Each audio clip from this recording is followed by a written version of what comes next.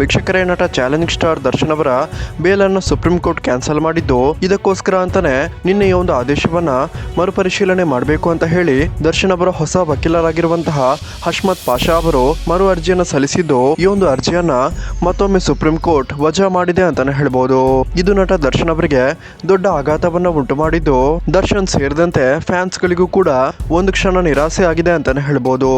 ಆದ್ರೆ ವೀಕ್ಷಕರೇ, ಇದೀಗ ನಟ ದರ್ಶನ್ ಅವರ ಕೇಸ್ನಲ್ಲಿ ಬರ್ತಿರುವಂತಹ ಲೇಟೆಸ್ಟ್ ಮಾಹಿತಿಯ ಪ್ರಕಾರ ಸುಪ್ರೀಂ ಕೋರ್ಟ್ ಈ ಒಂದು ಜಾಮೀನು ಅರ್ಜಿಯನ್ನ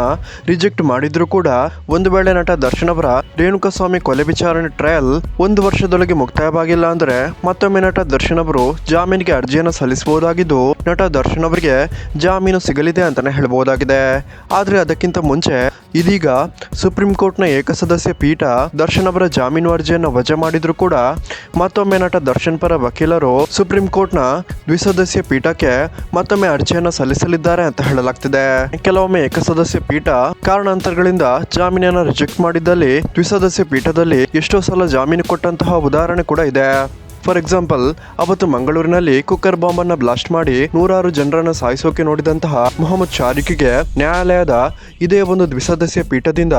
ಜಾಮೀನು ಮಂಜೂರಾಗಿದ್ದು, ನೂರಾರು ಜನರ ಸಾವಿಗೆ ಕಾರಣ ಆಗಬೇಕಾಗಿದ್ದಂತಹ ಇಂತಹ ಒಂದು ಟೆರರಿಸ್ಟ್ಗೂ ಕೂಡ ನಮ್ಮ ದೇಶದಲ್ಲಿ ಸುಲಭವಾಗಿ ಬೇಲ್ ಸಿಕ್ಕಿದ್ದು, ನಟ ದರ್ಶನ್ ಅವರಿಗೆ ಏನೇ ಪ್ರಯತ್ನ ಮಾಡಿದ್ದರೂ ಬೇಲ್ ಸಿಕ್ಕಿಲ್ಲ ಅನ್ನೋದೇ ತುಂಬಾನೇ ಬೇಸರದ ಸಂಗತಿಯಾಗಿದೆ. ಆದ್ರೆ ಇದರ ಬಗ್ಗೆ ತಲೆ ಕೆಡಿಸಿಕೊಳ್ಳದ ನಟ ದರ್ಶನ್ ಪತ್ನಿ ವಿಜಯಲಕ್ಷ್ಮಿ ದರ್ಶನ್ ಸುಪ್ರೀಂ ಕೋರ್ಟ್ನ ದ್ವಿಸದಸ್ಯ ಪೀಠಕ್ಕೆ ಮತ್ತೊಮ್ಮೆ ಅರ್ಜಿ ಸಲ್ಲಿಸಲು ಮುಂದಾಗಿದ್ದು, ಯಾರೆಲ್ಲ ವೀಕ್ಷಕರೇ ಇನ್ನಾದ್ರೂ ನಟ ದರ್ಶನ್ ಅವರಿಗೆ ಜಾಮೀನು ಸಿಗ್ಲಿ ಅಂತೀರಾ, ಈ ವಿಡಿಯೋಗೊಂದು ಲೈಕ್ ಮಾಡಿ ಮತ್ತು ನಿಮ್ಮ ಒಂದು ಅನಿಸಿಕೆಯನ್ನ ಕಮೆಂಟ್ ಮಾಡಿ ತಿಳಿಸಿ.